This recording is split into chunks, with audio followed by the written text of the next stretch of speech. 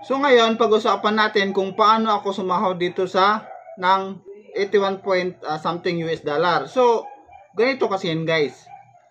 May papakita ako sa example ng video. Ito yung video ko na kumita ako dyan.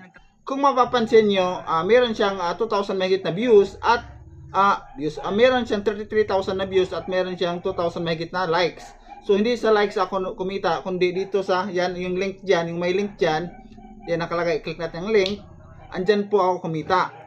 Kasi yung na yan, video na yan is TikTok series. So, video po yan siya na may bayad.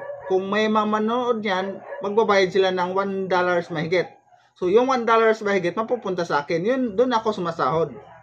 Oo, kasi ang series ko dyan, TikTok series ko dyan is tutorials. Kaya meron talagang bibili niyan. Meron talagang magbabayad para panoorin kasi gusto nilang matuto.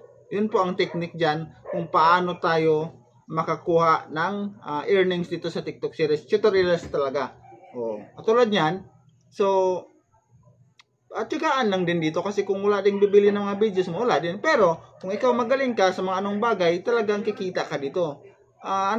Diskarte lang naman dito. So, dito sa TikTok series na ito, kailangan lang po ng 10,000 followers. Hindi naman mahigpit ito guys. Hindi kailangan ng maraming views. Basta kailangan lang 10,000 followers at wala kang violation, siguradong pwede ka na mag-apply dito sa TikTok series. Ngayon, yung talent mo dyan sa Facebook, pwede mong dalhin dito sa TikTok. Malay mo, dito yung swerte mo. Hindi ka maswerte dyan sa Facebook, dito ka maswerte sa TikTok. O, diba? Sa TikTok series. Umpisahan mo na maggawa ng video dito.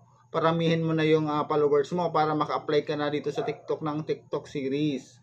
So, marami pang pwedeng pagkakitaan dyan. So, ang topic lang natin is tungkol lang sa TikTok series. Okay?